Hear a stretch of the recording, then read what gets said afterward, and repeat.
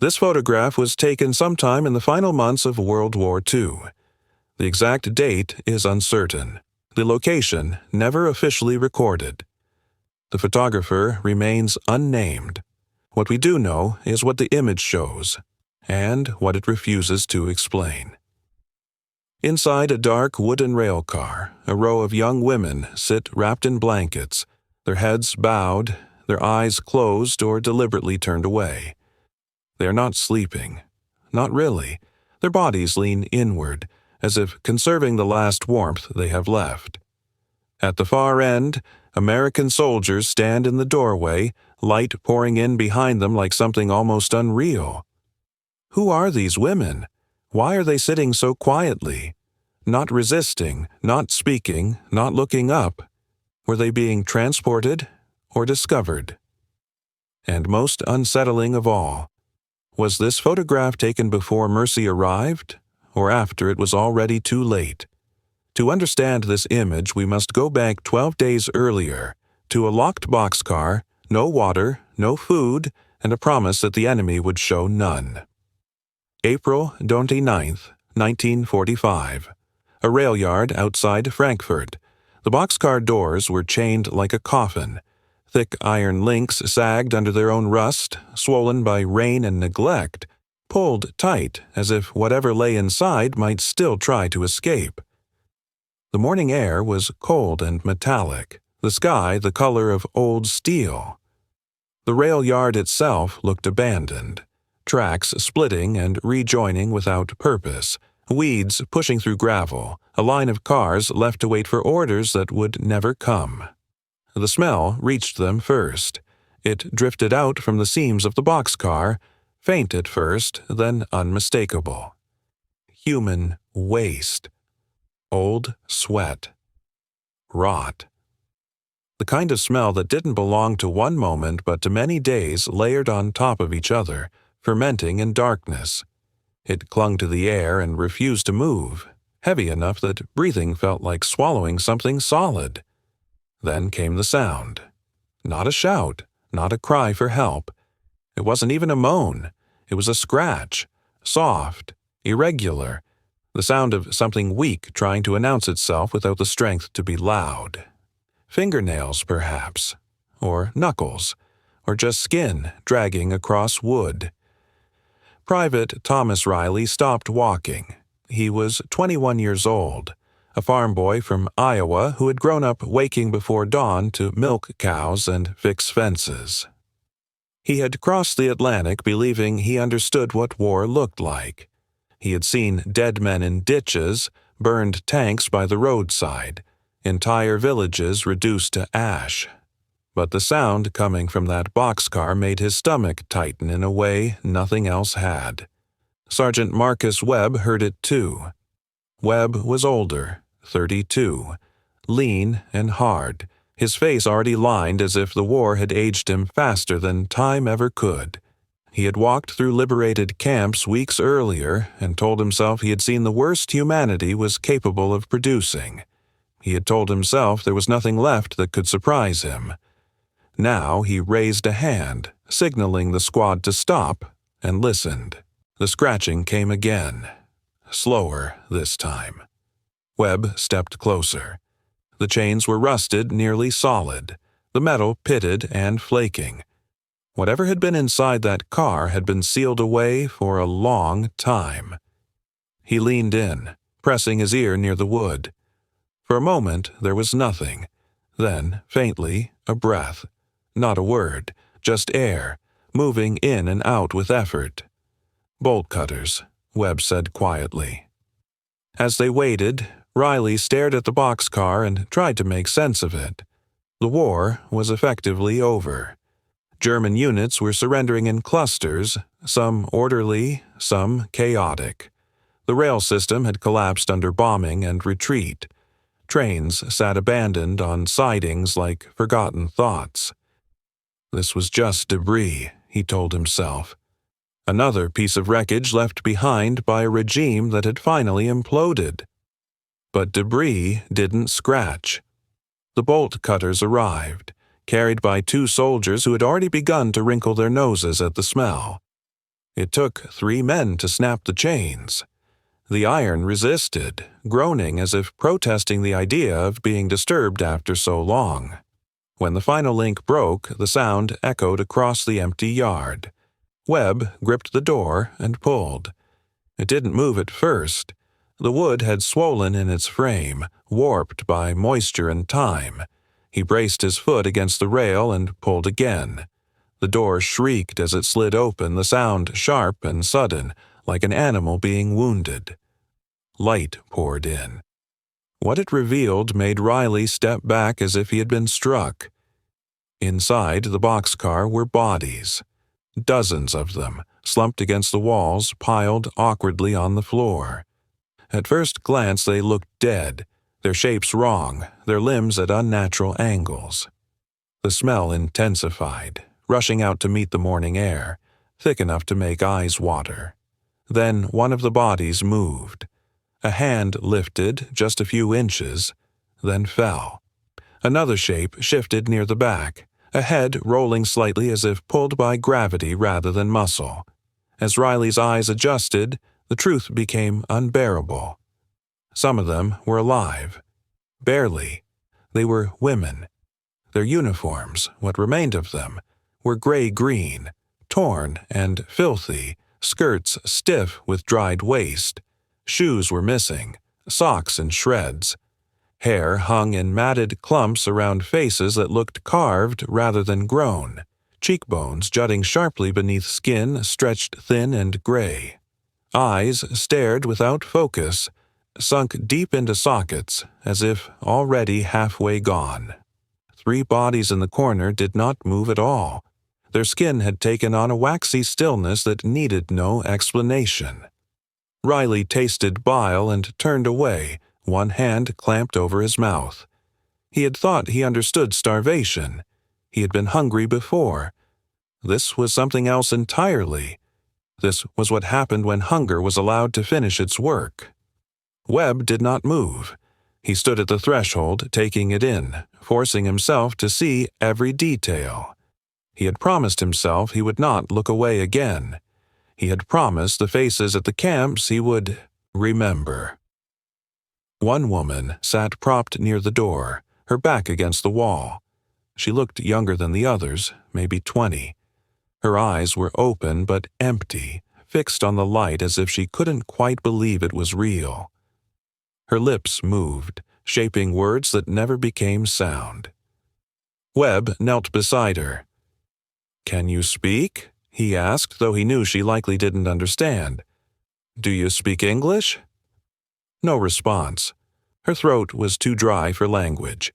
He unscrewed his canteen and tilted it toward her mouth. She flinched. The reaction was instant and violent, her shoulders jerking as if she expected the water to be a blow. Webb froze, then lowered the canteen slightly, letting just a drop touch her cracked lips. Her eyes widened. Both hands came up, trembling so badly they barely worked, and she clutched the canteen like a lifeline. She drank in tiny sips, each one followed by a sharp gasp, her body struggling to remember how water was supposed to feel. "Get medics!" Webb shouted. "Now!" The rail yard erupted into motion. Soldiers ran, shouting for supplies, for blankets, for trucks. Riley stood frozen for half a second longer, staring at the women inside the car, then forced himself forward. He took off his jacket and wrapped it around the nearest moving body, careful not to touch too much, afraid they might break. In the chaos, one thought kept circling his mind, impossible to ignore. They had been told Americans would execute them on sight. No mercy, no forgiveness. That surrender, especially for women who had served the Reich, meant death. But when the doors opened, when the enemy finally stood face to face with them, the first thing they were given was not punishment. It was water. And in that moment, as medics rushed toward the boxcar and the women inside clung to life with everything they had left, a question hung in the cold April air, heavier than the smell, sharper than the shock. What kind of country does this? The first time the doors slammed shut, it sounded final in a way gunfire never had. Metal on metal. A heavy, ringing clang that traveled through the wooden walls and into our teeth. Chains rattled. A bar slid into place. Then the world became the inside of a box. No windows, no air moving, no sense of direction. The last thin stripe of daylight vanished as the doors sealed, and for a heartbeat, all we could hear was our own breathing. Too loud, too fast, too close. Someone whispered, "They're taking us to be shot." No one argued. We had been told that if the Americans caught us, they would do what we had done in the East. That they would take revenge. That they would pull us out in the open and execute us on the spot, especially the women who had served the Reich. Radio operators, clerks, nurses, auxiliaries in gray-green uniforms who had been useful to the machine. We weren't frontline soldiers, but we wore its colors. We were part of it. And in April 1945, the machine was collapsing, which meant rules were collapsing too. The boxcar smelled like rust and old grain at first. The kind of smell you'd find in a barn after a long winter, stale, dry, almost harmless. The floor was bare wood, splintered in places, slick in others where something had spilled long ago. There were no seats. We stood pressed together in the darkness, shoulder to shoulder, bodies packed so tight that if one woman shifted, all of us felt it. For the first hour, some of us tried to keep count of turns, the rhythm of the wheels on the rails. A few women prayed. Others clutched small suitcases, absurdly stubborn about keeping their hands on belongings that suddenly felt like proof we had once been normal. When the train moved, the boxcar swayed gently. When it stopped, it jolted hard enough to knock women off balance. We were thrown into each other again and again, like cargo. By the end of the first day, the air was already wrong. The oxygen thinned, not in a dramatic way, but in a slow, creeping way you only noticed when you tried to take a deep breath and couldn't. Sweat gathered under collars. The darkness felt wet. Someone near the corner began to cough. A dry, rasping cough that didn't stop. Another woman whispered that the Americans did this on purpose. They sealed prisoners in cars and waited for them to suffocate. I wanted to tell her she was wrong. I wanted to believe she was wrong. But every story we had been fed for years, every poster, every briefing, every radio broadcast, rose up in the dark like a familiar voice. America was a land of criminals, they said. Soft, decadent people with no discipline who compensated with cruelty and machines. If they couldn't beat you honorably, they would break you dishonorably. They would humiliate you. They would make you beg. On the second day, we ran out of the small kindnesses we had brought with us. A few women had hidden crusts of bread, a sugar cube, a dry biscuit stolen from a canteen. Those disappeared quickly, pressed into mouths with trembling fingers. They did nothing except remind us what eating used to feel like. The true terror didn't start with hunger. It started with thirst. Your mouth changes first. Saliva becomes thick and sticky, as if your tongue has been coated in glue. Swallowing becomes painful. Then your lips begin to crack, and each breath through your mouth pulls more moisture out of you like wind drying laundry. By day 3, we began to speak less. At first, it was unconscious. A conversation would start. Questions, guesses, prayers, and then fade because everyone realized the same truth at the same time. Talking cost water. Every word was moisture leaving the body. Every sentence was an expense. We stopped talking because every word cost moisture. The train kept moving in fits and starts. Sometimes we would sit on the tracks for hours, not moving, the boxcar heating slightly when the sun found it, then cooling again when clouds passed. We couldn't see anything, but we could hear the outside world through the thin cracks in the wood. Distant voices, the bark of orders, boots on gravel, engines idling. Once we heard gunfire far away, and the sound made the boxcar go silent. On day 4, one of the women near the center fainted. She slid down between bodies like her bones had turned to water. For a moment, we didn't know what to do. There was no space to lay her flat, no way to get air into her. We tried to fan her with a scarf, ridiculous in the darkness. Someone pressed fingers to her neck and said she still had a pulse. When she woke, she didn't cry. She didn't ask for help. She just stared at us with dull eyes and said, very quietly, "I don't want to die in here." By day 5, the boxcar's original smell was gone. The rust and grain had been replaced by something living: sweat, breath, fear, and the sourness of bodies that had stopped being able to stay clean. Hair clung to foreheads. Clothing stuck to skin. The air became thick enough that it seemed to have weight, and then the body does what it must do. At first, women begged to wait. They tried to hold it in, to preserve a shred of dignity. But the boxcar offered no corner, no privacy, no mercy. When the first woman finally squatted in the dark and relieved herself on the wood, the sound was quiet and heartbreaking. No one looked at her because no one could bear to witness it. Soon there was no choice. The floor became slick in places. The smell grew sharper, ammonia and waste and the unmistakable sick sweetness of dehydration. By day 6, some women began to hallucinate. Not visions of angels or devils, nothing dramatic. Small, cruel mirages. Someone swore she could hear running water outside. Another insisted she smelled coffee. One woman started listing the food she missed as if reciting a prayer: potatoes, bread with butter, warm soup. Her voice was hoarse and she kept licking her cracked lips as she spoke, as if naming food could create saliva. On day 7, a woman died. It happened without a scream, without drama. She had been sitting upright against the wall, her head bowed as if sleeping. Then she did not lift it again.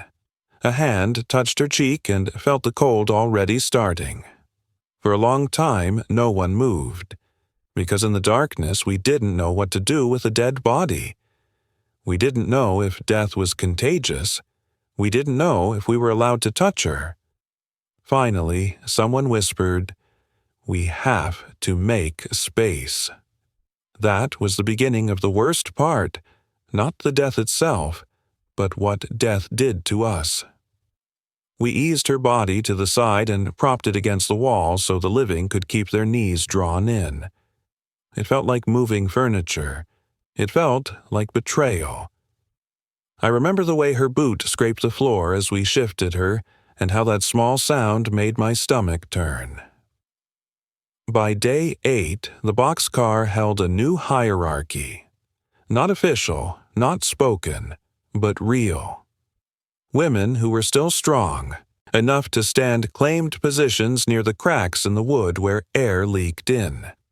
Women who were weaker sank toward the center, where the air was hottest and thickest. We stopped being comrades in uniform and became bodies competing for survival. And yet, even then, propaganda still worked on us. Somewhere in the middle of the 9th day, a woman whispered that the Americans were doing this on purpose, that the train was theirs now, that they were waiting for us to die so they wouldn't have to waste bullets. Another woman, her voice cracked with thirst, murmured, "If this is America, then why haven't they killed us yet?" The question hung there, unanswered, because none of us wanted to say the obvious. We didn't know who was in control anymore. Germany was collapsing. Everyone knew it, even those who refused to admit it. The Reich had become a swarm of fleeing units, burned paperwork, abandoned posts, and frightened boys with rifles who no longer knew who they were taking orders from. The railways were clogged with everything at once: soldiers trying to retreat, civilians trying to escape, prisoners being moved, supplies stolen, trains abandoned when the tracks ahead were bombed or blocked. The country was a machine coming apart, and we were trapped in one of its gears. By day 10, the boxcar had become a single organism of suffering. Breathing was labor. Sitting was labor. Keeping your eyes open was labor. I began to count time by the pain in my throat. I could feel my tongue sticking to the roof of my mouth. My urine, when it came, was dark and scarce, and each time I wondered if that meant my body was finally giving up. Some women began to speak to their mothers in the dark. Others whispered apologies to people who weren't there. One woman kept repeating the same sentence over and over, as if she were trying to convince herself, "This can't be how it ends. This can't be how it ends." On day 11, another woman died. Then another. It was no longer shocking. It was simply a fact that made space. We moved them gently at first, like we were trying to preserve honor. But by the 12th day, the dead had become obstacles. We pushed bodies toward the corner because there was nowhere else to put them. We propped them upright because a slumped body took up more room than a vertical one. We did these things without looking at each other because if we met each other's eyes, we might have admitted what we had become. The outside world faded. The wheels on the tracks became a distant rhythm. The train might have been moving or still. It no longer mattered. What mattered was the darkness and the thirst and the slow, grinding realization that nobody was coming. On the 12th day, I stopped thinking about rescue. I stopped imagining a door opening, air rushing in, hands reaching for us. Instead, I began to bargain, not for life, for the manner of death. Quick, clean, a bullet rather than this. A final breath rather than days more of thirst. I found myself whispering into the dark, not a prayer exactly, but a plea directed at whatever power might still be listening. If they come, let it end fast.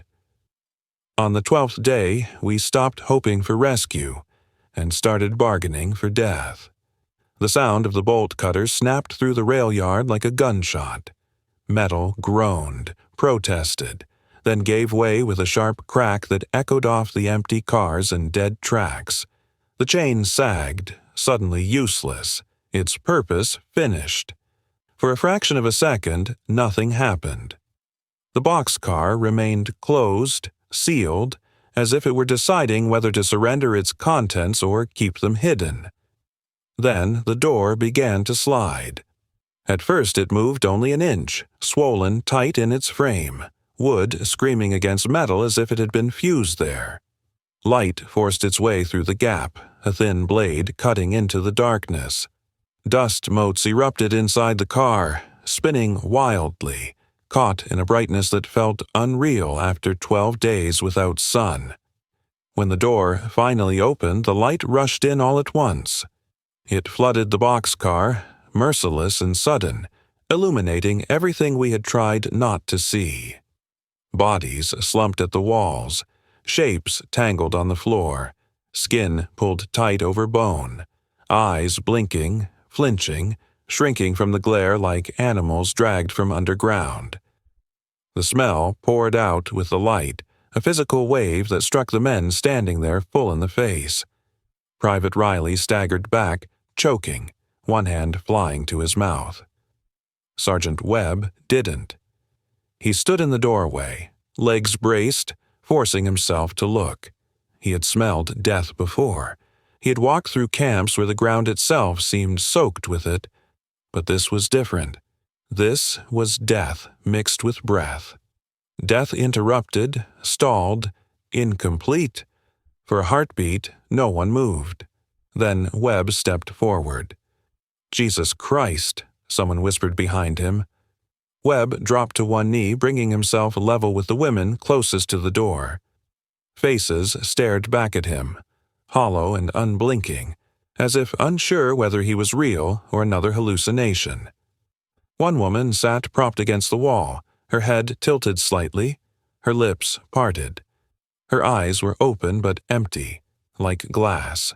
"Can you hear me?" Webb said gently. She did not answer. He reached for his canteen, unscrewing the cap with hands that suddenly felt clumsy. As he tilted it toward her mouth, she recoiled sharply, shoulders jerking, arms coming up in a weak, instinctive shield. The movement startled him more than her condition had. It was the reaction of someone bracing for a blow.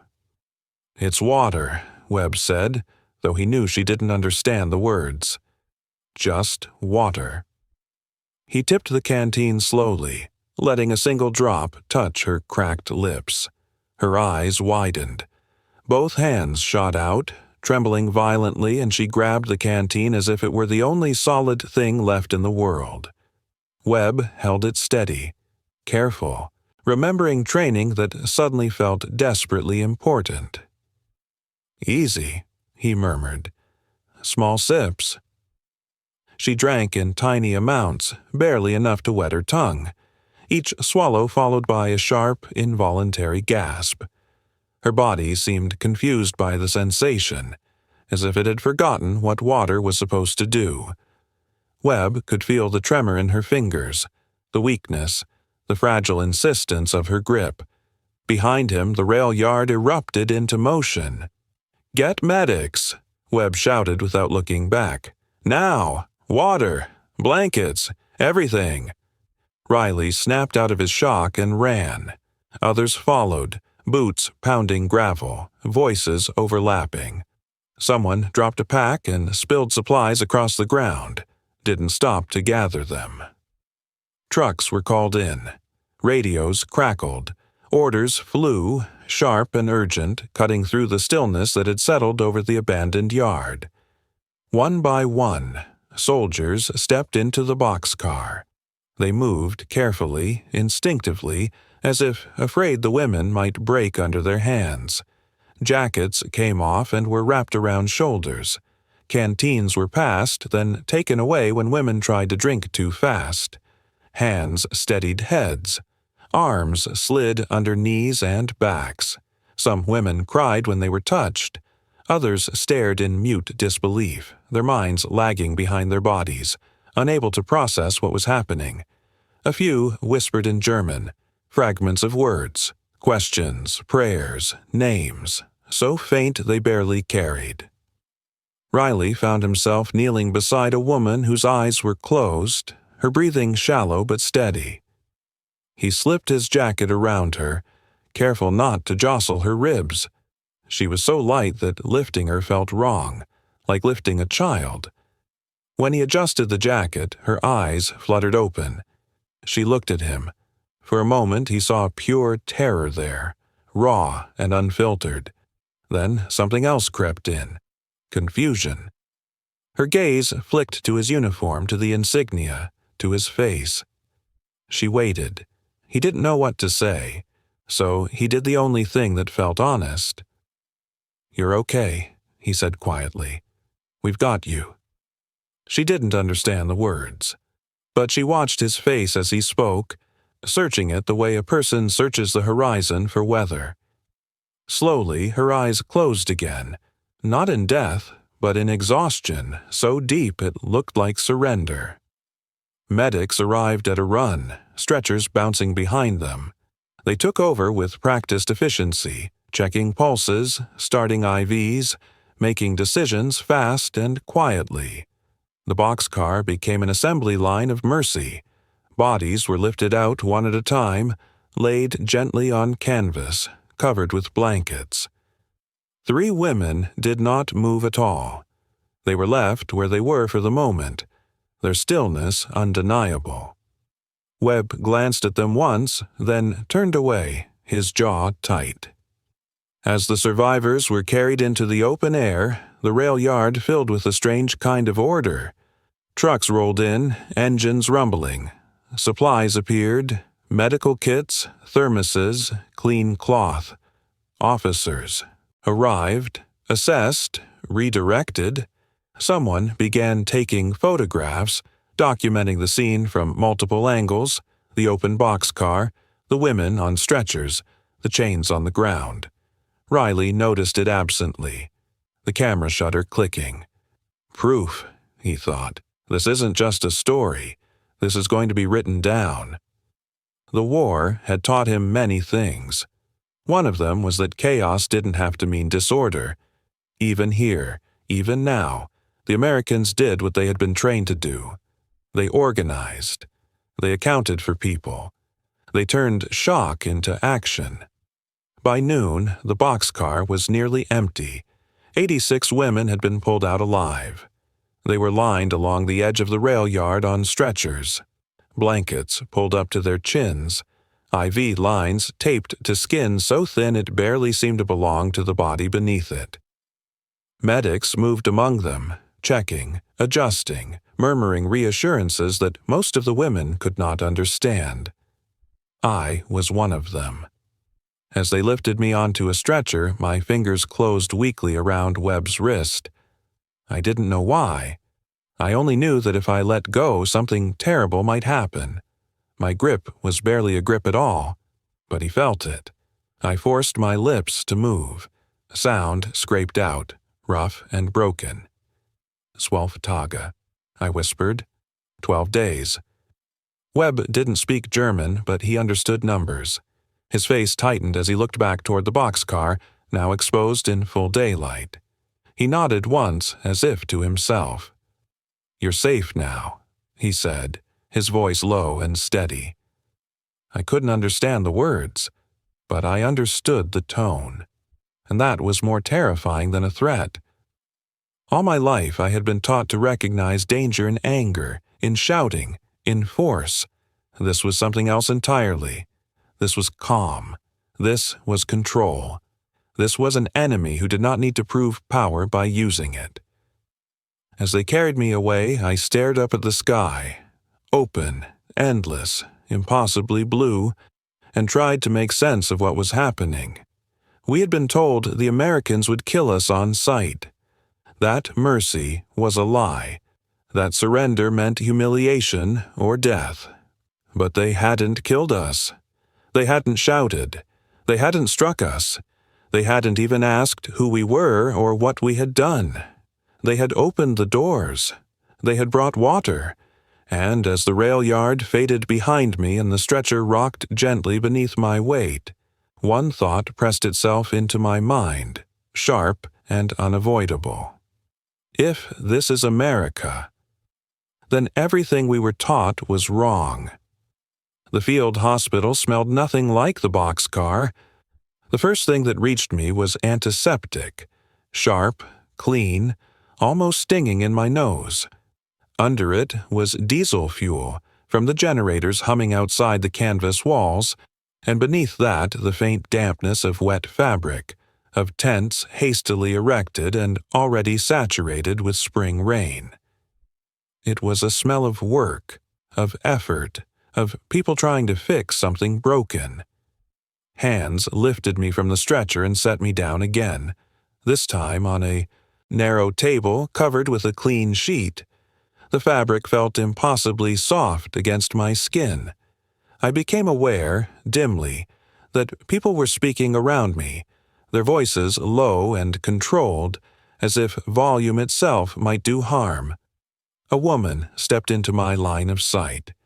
She was in her 30s, her dark hair pulled back under a cap, her uniform neat but worn, in the way of someone who had lived inside it for too long. Her face was tired, but her eyes were alert, focused. She looked at me the way one looks at a problem that matters. I later learned her name was Dr. Sarah Mitchell. She took one glance at my body and stopped. Not in shock, not in horror, in something quieter and more dangerous. Something that tightened her mouth and made her inhale sharply through her nose as if she were steadying herself. 70 pounds, she thought. maybe less. My uniform hung on me like clothing borrowed from a larger person. My wrists were thin enough that her fingers nearly circled them when she checked my pulse. She pressed gently at my abdomen, listened to my chest, watched my breathing. "Severe dehydration," she said to someone behind her. "Malnutrition. Possible kidney failure." Her voice was calm, professional, but something in it had shifted. Something had cracked. "IV," she ordered. "Saline. Slow drip. Very slow." A needle slid into my arm. I flinched, instinctively trying to pull away, but I didn't have the strength. Dr. Mitchell held my arm steady with one hand, her touch firm but gentle. "It's all right," she said softly. "This will help you." I didn't understand the words, but I understood the tone.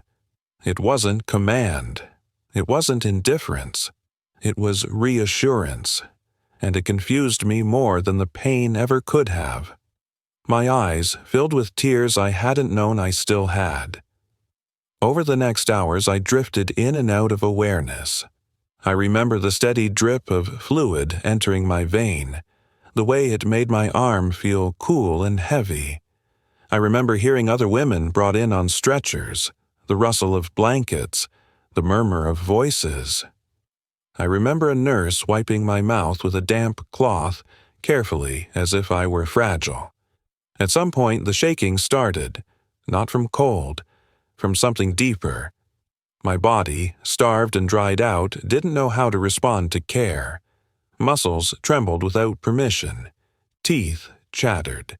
Dr. Mitchell noticed immediately and wrapped another blanket around me, tucking it in with a thoroughness that felt oddly intimate. "You're safe," she said again. "So safe." The word landed somewhere inside me and stayed there, heavy and unresolved. When they told me it was time to wash, panic rose so fast it stole what little breath I had.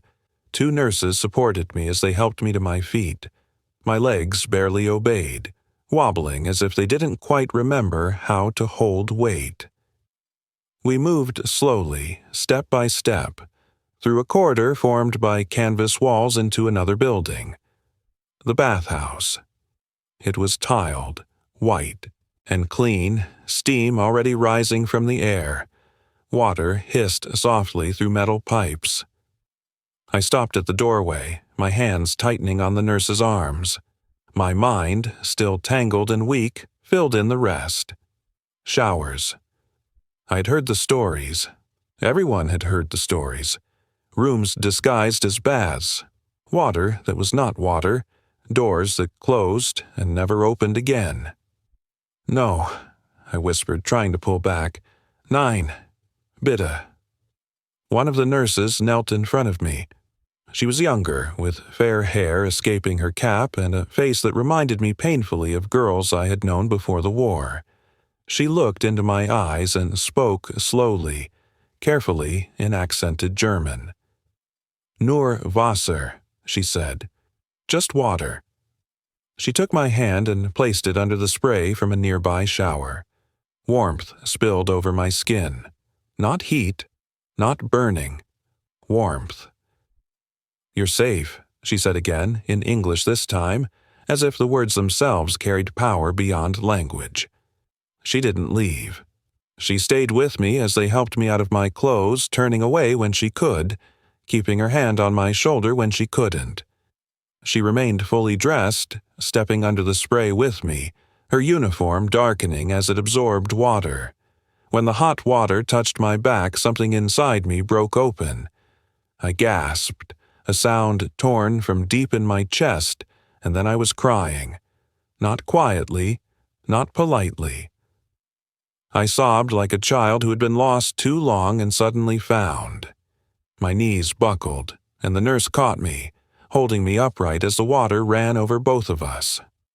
The filth of 12 days washed away, streaking down the drain in dark rivulets. Sweat, waste, blood, fear. It all left my body in pieces.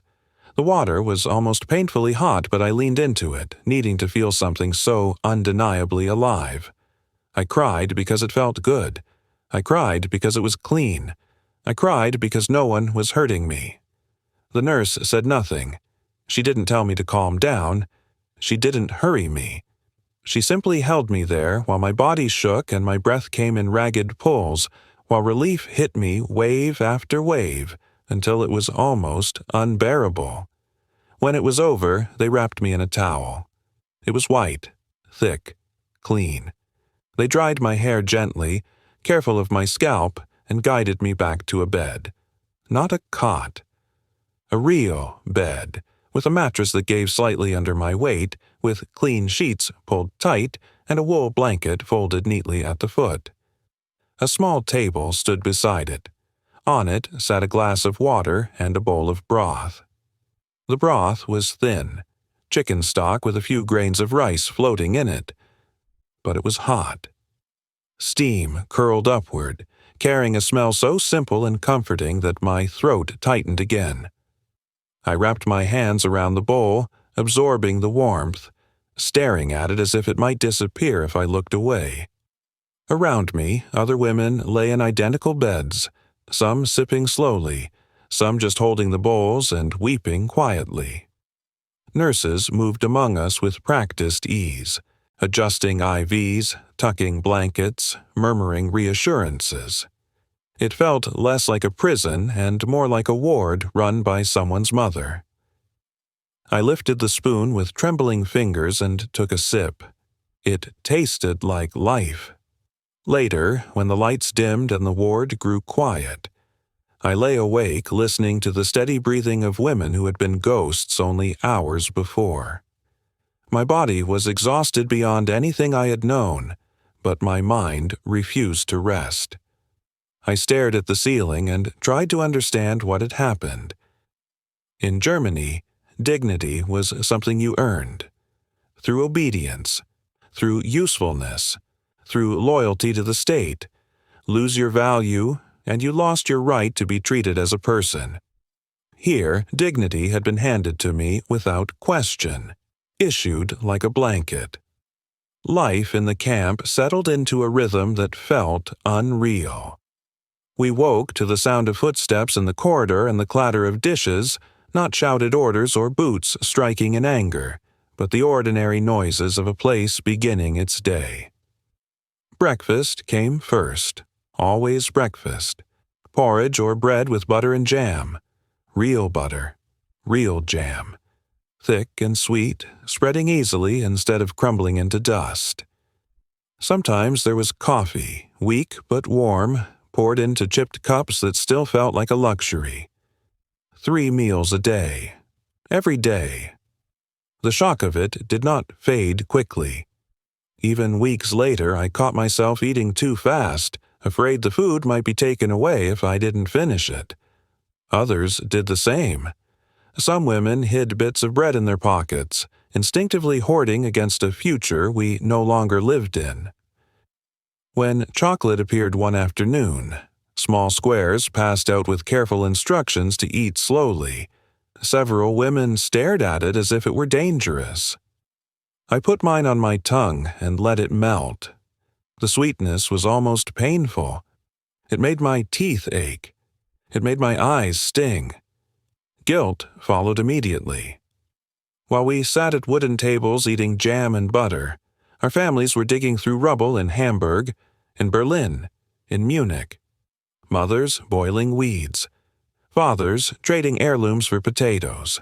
The war had ended for us in a bed with clean sheets, and that contradiction pressed down on my chest every time I swallowed. The Americans seemed to understand something we didn't yet. They gave us work, nothing heavy, nothing humiliating, just tasks, folding laundry, helping in the kitchen, organizing supply rooms, work that asked us to stand, to move, to contribute without exhausting bodies that were still fragile. They believed purpose mattered. They were right. I was assigned to the camp library, a small room set up in a former classroom with donated books stacked unevenly on shelves. German titles sat beside English ones, their spines worn, pages soft from use. I spent my days repairing torn bindings, sorting by subject, slowly relearning how to focus. The first book I picked up was an American novel translated into German, The Grapes of Wrath. I had never heard of it. I had been taught that America was a land where everyone lived comfortably while others starved. But this book spoke of families driven from their homes, of hunger, of dust and loss and endurance. Americans who suffered, Americans who struggled. It was the first small crack in the wall that had surrounded my thoughts for as long as I could remember. The letters came in early June. They were handed out during dinner, the envelopes worn thin from travel, some stained, some creased almost beyond recognition. The room grew quiet as names were called. Some women clutched their letters to their chests without opening them. Others tore them open immediately, desperate for any word from home. When my name was called, my hands began to shake. The envelope was addressed in my mother's handwriting. I unfolded the paper slowly, afraid of what it might contain. "My dearest Margaret," it began, "I thought you were dead." The words blurred as tears filled my eyes. I read on, forcing myself to keep going. Hamburg destroyed, food scarce, my father's health failing, my sister married, to a British soldier. Not for love, my mother wrote, but because he brought food. Without him, they would starve. I folded the letter and stood up, pushing my chair back too hard. I needed air. Outside, the camp was quiet. The late afternoon light softened the buildings, making everything look gentler than it felt inside me. I walked until I found a patch of grass behind one of the barracks and sat down, pressing the letter to my chest. My sister had married the enemy. My mother was grateful for it. The world I had known no longer existed. Everything had reversed itself. Those we were taught to fear were feeding us. Those we were taught to trust had led us into ruin. I cried there, alone, the sound torn out of me in great, shuddering breaths. I cried for my family. I cried for my country. I cried because I was safe while others starved, and because that safety had been given to me by the people I was supposed to hate. I was not the only one breaking. Across the camp, women received letters that shattered the same illusions. Fathers who had praised the Führer now cursed his name. Brothers returned from the front maimed and begging. Mothers thanking God for American occupation because at least it brought order and food. The contradictions were unbearable. Some women withdrew, speaking little, going through the motions of recovery without touching the questions beneath. Others reacted with anger, insisting loudly that this kindness was temporary, that the Americans were pretending, that cruelty would come later. Most of us lived in the middle, unable to deny what we were experiencing, unable to reconcile it with everything we had believed. Then came the screening. We were told to assemble in the main hall one evening. No explanation was given. A projector had been set up at the front of the room, its shape unfamiliar, faintly ominous. We sat in rows, whispering. Nervously, some women already uneasy. When the lights dimmed, the room fell silent.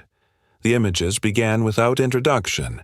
Black and white footage, grainy and unmistakably real. Barbed wire, watchtowers. Then bodies. Piles of them. Skeletal figures in striped uniforms staring at the camera with eyes too large for their faces. Mass graves. Bulldozers pushing corpses into pits. Gas chambers. The evidence of murder on an industrial scale. A hand flew to my mouth. Around me, women gasped, sobbed, turned away. Some ran from the room, unable to watch. I couldn't move. The narrator's voice was calm, American, steady. He named places we had heard only as rumors: Buchenwald, Dachau, Bergen-Belsen. Camps, he explained, built for extermination. I had dismissed the rumors during the war. Everyone had. They were vague, unbelievable, easy to call propaganda, but this was not rumor. This was film. Proof. When the lights came back on, the room was filled with the sound of women crying. Not quietly, not politely, deep, broken sobs that came from somewhere fundamental. An American officer stepped forward. His name was Colonel James Patterson. He waited until the crying softened, then spoke in German through an interpreter. "I did not show you this to punish you," he said. "You deserve the truth." He paused, letting the words settle. "Most of you were not killers. You were nurses, clerks, radio operators. But you served a system that made this possible." No one argued. Then he said the words that would stay with me for the rest of my life. "We treat you with kindness," he said, "not because we have forgotten what Germany did. We treat you with kindness because we refuse to become what Germany became." The room went still. That was the difference, he explained. Victory meant nothing if it destroyed the values that made it worth having. Mercy was not weakness. It was a choice. He left the room without another word. That night, I could not sleep. I sat at a small desk and opened my journal, my hand shaking as I began to write. The words came faster than I could control them, spilling out like a confession. "The soap is not a gift," I wrote. "It is a lesson."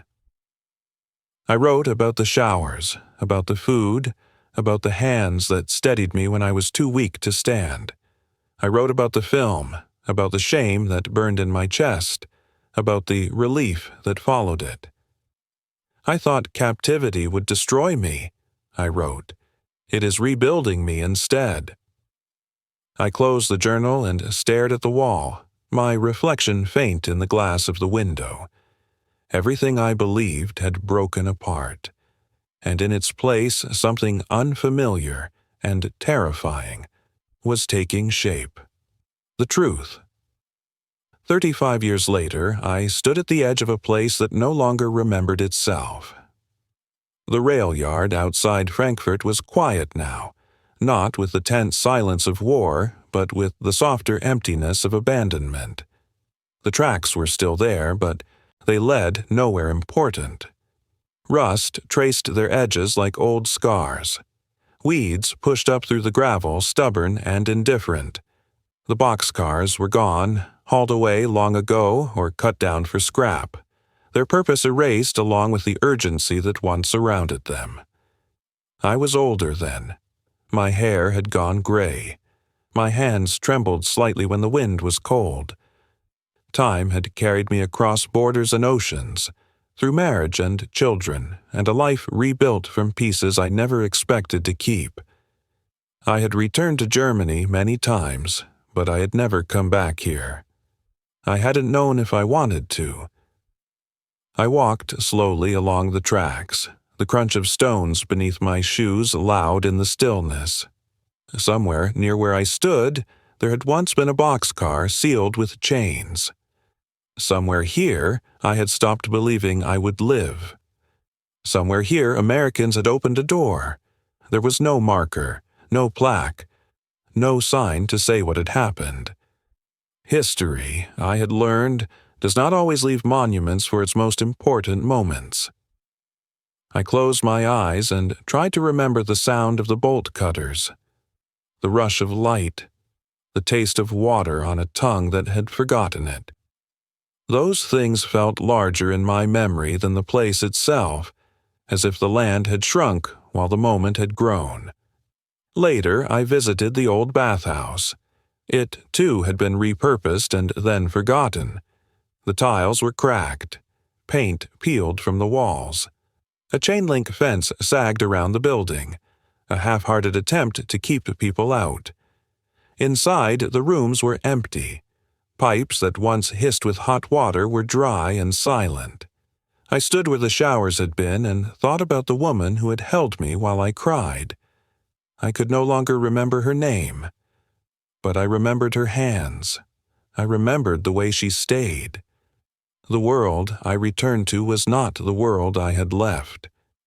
Germany rebuilt itself from ruins into something modern and orderly, efficient and cautious. America, too, changed.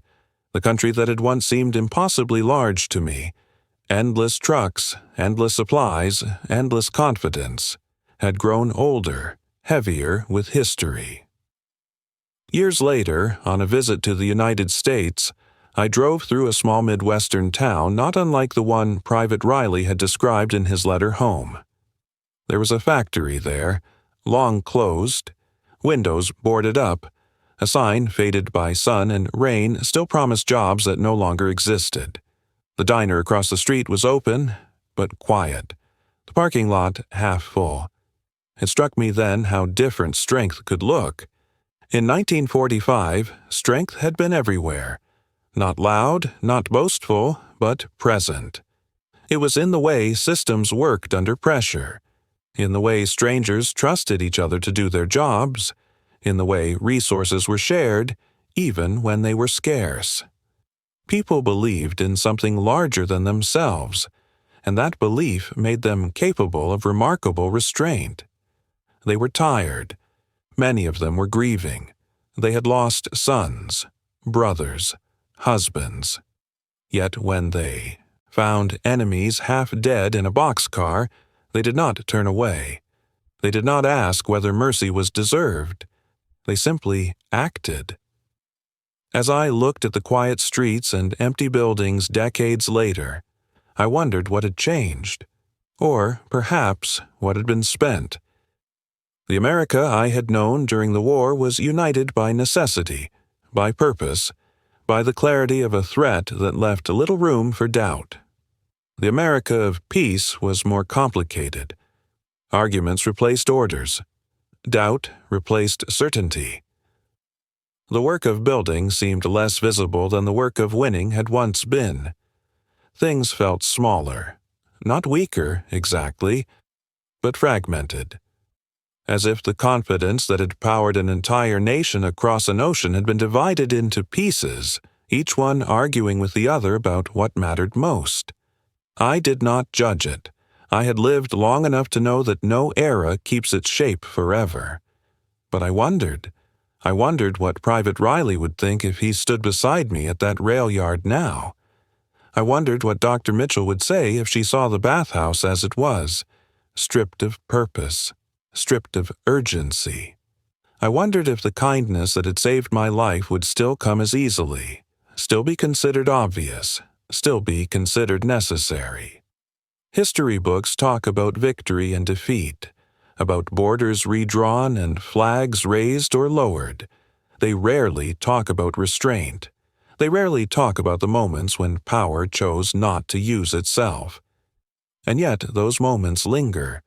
They linger in quiet rail yards and abandoned buildings. They linger in the lives of people like me, who were given back their humanity by strangers who did not have to do so. As I turned to leave, I looked back one last time at the tracks disappearing into weeds and shadow. They didn't have to be kind. That's what made it America. Years later, long after the camps had closed and the uniforms had been folded away, a letter arrived at an American museum. It was written in careful English, the handwriting deliberate, almost formal. The writer explained that she was the granddaughter of a German woman who had been found starving in a boxcar near Frankfurt in April 1945. She did not offer excuses. She did not argue history. She did not ask for forgiveness. She wrote only this: "My grandmother survived because your people chose mercy." She wrote that her grandmother had spoken often about hunger and fear, but more about water, about clean towels, about hands that did not strike. She wrote that these stories had shaped how her family understood America, not as a conqueror, but as a country capable of restraint. The letter ended without flourish. No apology, no demands, just gratitude, passed down like an inheritance. That was the legacy. It did not begin with speeches or treaties. It began with a door opening. On August 20th, 1945, the buses arrived. The war in Europe had been over for months, but this was the day we would leave American custody and return home. Germany lay in ruins, divided into zones and memories. Some women could not wait to go back, desperate to find parents, children, siblings. Others stood quietly, staring at the buses as if they were being asked to step backward in time. The Americans organized a farewell. There was coffee, real coffee, and cake donated from military supplies. A small band played swing music, awkward at first, then with growing ease. The notes filled the room with something light, something almost cheerful, and the contrast felt strange and unreal. Some women danced. At first it was hesitant, a few steps, hands unsure where to rest. Then laughter broke through, surprised and shy. German women danced with American soldiers who had once been their captors and, before that, their enemies. The air carried the smell of coffee and sugar, of wool uniforms and polished shoes. For a moment, the war loosened its grip. I stood near the edge of the room, watching. Dr. Mitchell stood nearby, her arms crossed loosely, a faint smile on her face. She looked tired the way people do when a long task is finally finished. I gathered my courage and walked toward her. "Doctor," I said carefully. My English was still rough, but it worked. "I want to thank you." She shook her head immediately. "You don't need to thank me," she said. "I was just doing my job." "No," I said more firmly than I expected. "Was more than job." She studied my face, perhaps seeing traces of the woman who had arrived on a stretcher months before. "You gave me back my life," I said, "and my humanity." Her eyes softened, and for a moment she looked away. "Take care of yourself," she said quietly. "That's thanks enough." When the music ended, an officer made a brief announcement. The buses were ready. We were to gather our belongings and prepare to leave. I hugged women who had become sisters through suffering. We exchanged addresses, promises to write, promises we did not yet know how to keep. Some of us cried openly. Others smiled, determined to face whatever waited beyond the gates. As I climbed onto the bus, I turned back. The Americans stood in a loose line, waving. Soldiers, nurses, medics, people who had been part of our lives in ways none of us could have predicted. I caught Dr. Mitchell's eye and nodded. She nodded back.